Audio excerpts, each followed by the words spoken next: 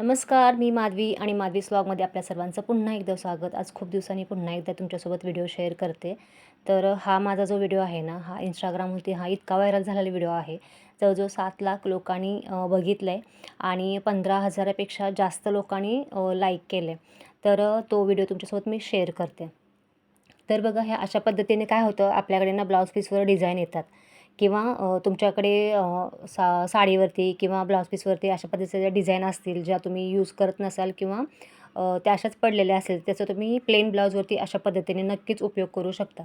पण आता जो मी ब्लाऊज बनवते त्या जे मी तुम्हाला डिझाईन दाखवते ना, ते त्या ब्लाऊज पीसवरतीच होती. जे की ब्लाऊज कटिंग करताना ती खूप डिस्टर्ब करत होती किंवा ती व्यवस्थित कटिंग करता येत नव्हती. तर आम्ही असा विचार केला की ब्लाऊज तयार झाल्यानंतर ह्याचा काहीतरी आपण उपयोग करूया. तो कशा पद्धतीने केला आहे मी तोच व्हिडिओ तुमच्यासोबत शेअर करते आणि चला मग तर दाखवते. तर बघा, हे तुम्हाला मी जी डिझाईन दाखवली ना, ती कटिंग करून जी साईडला काढलेली होती, त्यानंतर त्याच्या साईडचा जो कपडा एक्स्ट्राच होता तो कट केला. आता प्रॉपर ज्या शेपमध्ये होता त्या शेपमध्ये कटिंग केला नाही बघा, थोडासा कपडा एक्स्ट्राचा जरासा दिसत असेल. तर आता हा जो कपडा दिसतोय ना, ह्याचे धागे निघतात नंतर. तुम्हाला असं वाटेल की हे असंच आपण चिटकवलं तर काय होतंय?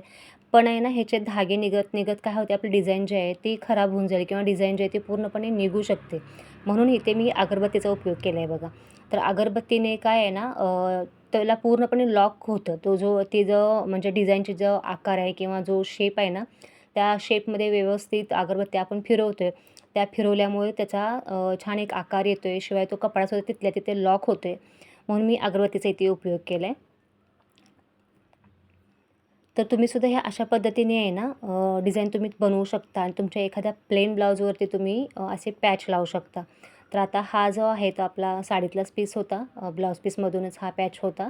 तर तोच पॅच मी इथे वापरला आहे. तर म्हटलं चला तुमच्यासोबत व्हिडिओ शेअर करूया. Instagramवरती तर बऱ्याच जणांना आवडला. बऱ्याच जणांनी तो लाईकसुद्धा केला आहे, सेव्ह केलं आहे आणि मला कमेंटसुद्धा खूप छान आले त्याच्यावरती. तर म्हटलं तुम्हालासुद्धा दाखवूया, तुम्हालाही शिकवूया की तुमच्याही कामी येऊ शकतं.